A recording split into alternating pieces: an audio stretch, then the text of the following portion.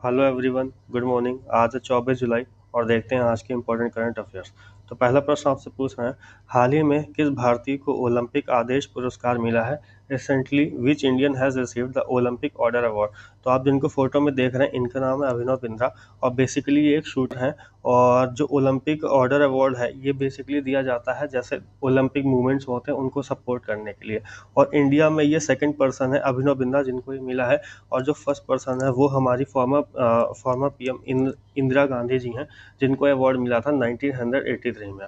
और जो ये अवार्ड है ये इंटरनेशनल ओलंपिक कमेटी द्वारा दिया जाता है। और 10 सितंबर को माफ़ करिएगा 10 अगस्त को ये अवार्ड अभिनव बिंद्रा जी को ये इंटरनेशनल ओलंपिक कमेटी द्वारा दिया जाएगा पेरिस में। बढ़ते हैं अगले प्रश्न में और अगला प्रश्न आपसे पूछ रहे हैं, हाल ही में किसे फेडरल बैंक के सीईओ और एमडी के रूप में नियुक्त किया गया है? Recently who has been appointed as the CEO and MD of Federal Bank? तो आप जो फोटो में देख रहे हैं इनका नाम केवी सुब्रमण्यम है। और रिसेंटली ये आरबीआई द्वारा फेडरल बैंक के एमडी और सीईओ के रूप में इनको अपॉइंटमेंट किया गया है। और इसके पहले ये कोटक महिंद्रा बैंक में ये एक जॉइंट मैनेजिंग डायरेक्टर के रूप में नियुक्त थे। और बाकी अगर फेडरल बैंक के बारे में बात किया जाए तो ये 1931 में ये इसका एस्टेब्लिशमेंट हुआ था और इसके जो फाउंडर हैं वो हैं केपी हॉर्नेस। ये चीज़ आप लोग याद रखिएगा।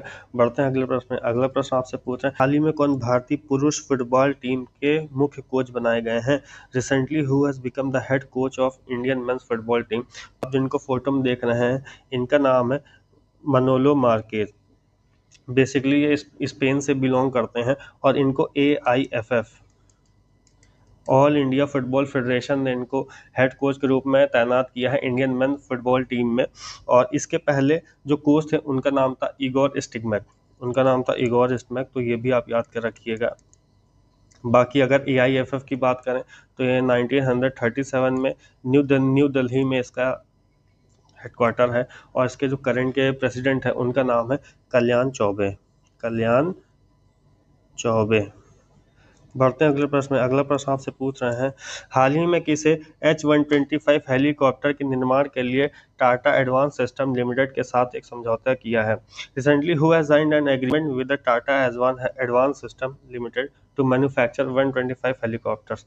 तो इसका आंसर है एयरबस हेलीकॉप्टर। और बेसिकली अगर H-125 हेलीकॉप्टर्स की अगर बात करें तो ये बहुत सक्षम हेलीकॉप्टर है और विश्व में पूरे दुनिया में अभी सबसे ज़्यादा बिकने वाला हेलीकॉप्टर यही है। और मैं आपको ये भी बता दूं कि माउंट एवरेस्ट में इसकी लैंडिंग भी करवाई जा चुकी है। हाल ही में वन और जलवायु परिवर्तन राज्य मंत्री जो हैं कीर्तिवर्धन सिंह के अनुसार देश का कितना प्रतिशत वन है?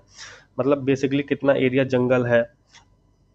Recently, according to Minister of State of Forest and Climate Change Kirtivardhan Singh, what percentage of the country is forested? तो इसका आंसर है 21%।